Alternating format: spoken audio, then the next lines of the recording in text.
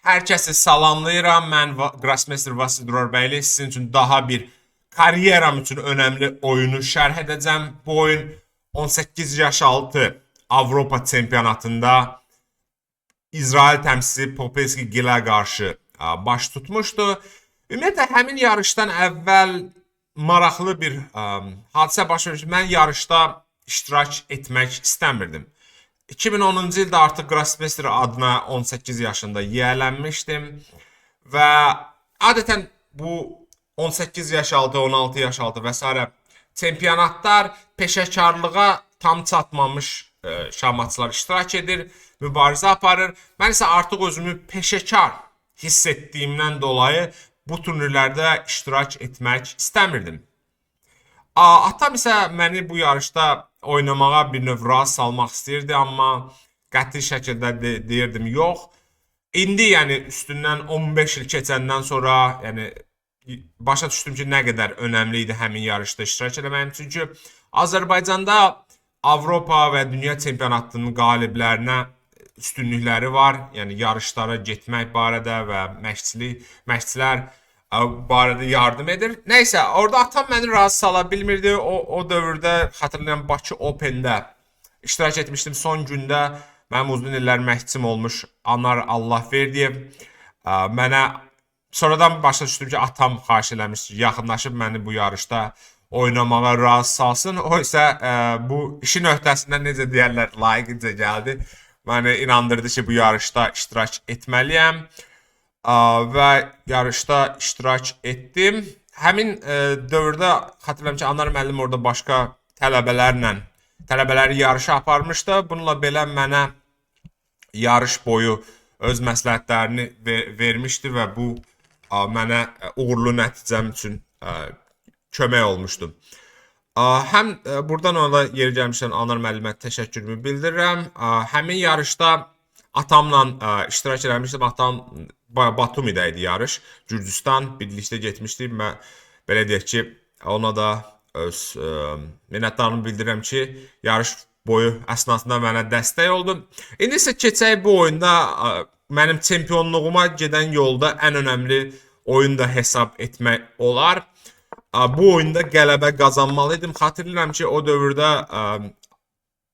Avropa çempionatında Ermənistan təmsilçisi Ters Saakyan və mən bu an 7 turdan sonra hər ikimizin səfərlərimizdə 6 xalı var idi.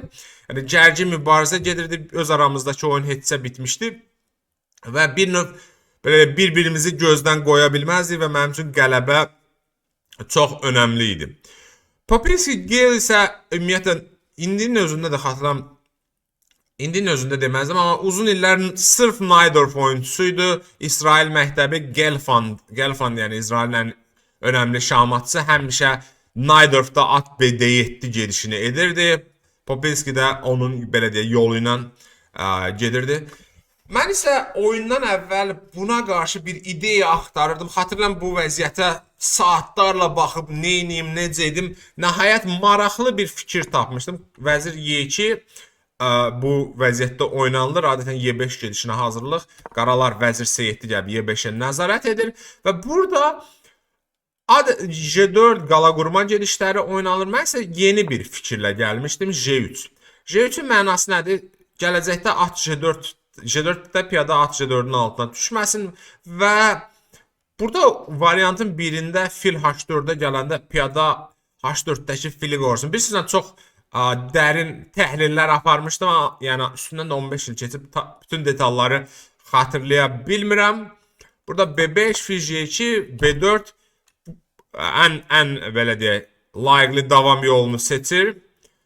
Popescu atı məcbur eləyir ki, lövhənin kənarına geçsin. Xatırlayıram ki, o dövrdə at A4 bir yeniliyə yaxın bir gediş idi.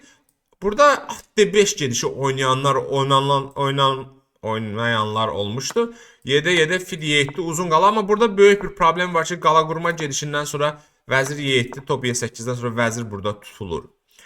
Və mən burada at A4-ə gəldim. Adətən deyirlər ki, atı lövhənin kənarına gəlməyin. Prinsip etibarla yaxşı fikirdir. Amma burada seçim yoxdur və əsas ümumiyyətlə hazırlıqda, şahmat hazırlığında rəqibi öz hazırlığından kənara çəkə bilmək önəmlidir və mən buna nail oldum bu gedişlə. Burada artıq mən rəqibdən daha çox biliyə malik idim. Fil B7 qala qurma. Burada müəyyən bir düşüncədən sonra o dövrdə mən fikirləşirdim ki, rəqib səhv elədi, amma Y5 gedişi diqqətə layiq gedişdir. Rəqib burada Y5 gəlir. Mən burada əsasən top C8 gedişinə baxmışdım. Orada top Y1 gəlib daha da Y5-in ardınca getməyi planlayırdım. Vəziyyət çox kəskindir. Yəni kompüter günümüzdə artıq vəziyyətin nəticəsini dərhal deyir, amma o dövrdə 2010-da hələ də kompüterlə təhlillər tam təkmilləşməmişdi. Bəzi vəziyyəti qoyurduq ki, bir 15-20 saatlarla eyni vəziyyətdə qalsın ki, kompüter dərinliyə gedib nəsə tapsın. Romantizm, o dövrün o gözəl xatirələri yadıma gəldi. Təhlillər artıq kompüterlə təhlil bir növ bezdirib, yəni nə mənada. Kompüter dərhal ən güclü gedişi deyir. Yəni heç bir yaradıcılığa yer qalmayıb o vaxtı. Dedi ki, o bu vəziyyəti kompüter başa düşmür. Qoyaq orada biraz daha yaxşı fikirləşib nəsə tapsın. Nəysə, Y5 gəlir. Burada top Y1 gəldim. Güclü gediş. Fiqur qurbanı. Ona görə mən İndi kompüter əslində mən indi hal-hazırda Chess.com-un kompüterini işlədirəm. Y5 gedişini əsas gedişlərdən biri kimi deyirdi, amma artıq top Y1-dən sonra deyir ağlarda bir balaca yaxşıdır. Deyəsən bu gediş səhv idi. Top Y1 burada Y-də gedişi olmur, çünki Y5 gəlir, Y xəttini açırıq, şah hələ də mərkəzdədir və burada qaraların belə deyək, atı tutaq ki, bura getsə, piyada biraz da qabağa gedir və şahmat olacaq. Burada ona görə qaralar uzun qala qurur. Amma necə deyərlər, yağışdan çıxıb yağmura düşəcək bu. Şah burada, şahın qabağındakı piyadalar görürsünüz yerində deyil. Ona görə bu gediş məncə zəif gediş də adlandırmaq olar. Kompüter deyir ki, burada J6 gəlib F5 xanasına nəzarət eləmək və bir növ şahı qısa qalaya aparmaq lazım idi. Uzun qala, at gəlir F5-ə, D6 xanasına nəzarəti artırır, H6, fil F6, at F6, şah B1. Yəni tipik gedişdir. Burada C3 gəlib topu buradan C xəttindən açmaq istəyirəm. Rəqib J6 gəlir, atı Y3-ə məcbur elədi və fil J7. Buradan sonra C3 gəlirəm. Dediyim kimi topla C xəttindən şaha dağılır. Burada artıq qaraların vəziyyəti yetəri qədər ağırdır. Şahı B8-ə çəkir ki, burandan sonra onsa top C1 olmasın. Y, J və at Y4. Bu gedişəydi rəqibimin ümidi ki, vuracaq Y4-ü və əks oyun əldə eləyəcək. Amma onun üçün çox yaxşı bir sürpriz hazırlamışdım. At D5. At D5, vəzir C6. Burada 2 qat zərbə indirir. Vəzir, məsəl üçün, Y4 gedişini etsək, burada artıq vəzir A4-dən sonra vəziyyət o qədər də rahat deyil.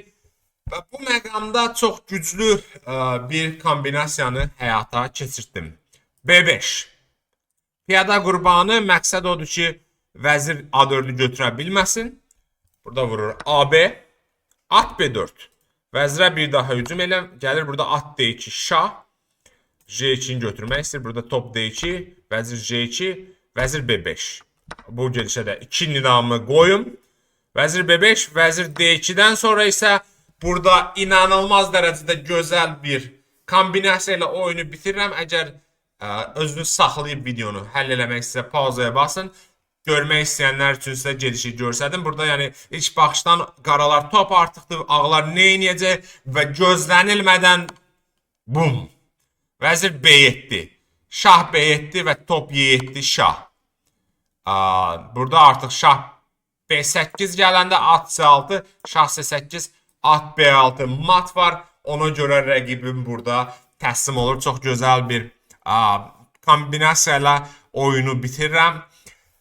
Və bu qələbə mənim çempionluğa bir addım da yaxınlaşdırdı. Amma 9-cu oyunda, amma Tersakyan həmin turda da qələbə qazanmışdı. Artıq bizim hər ikimizin 8-dən 7 xalı var idi və 9-cu tura girirdi və 9-cu turun oyunu da çox maraqlı. Tamamilə bir fərqli tərzdə baş tutdu. Mövqe oyunu yavaş, texniki cəhətdən. Bu isə tam dinamika idi. Həmin oyunu da sizlər üçün şərh eləyəcəm. Diqqətiniz üçün təşəkkürlər. Videonu bəyənməyə və kanala abunə olmağı unutmayın. Hələlik.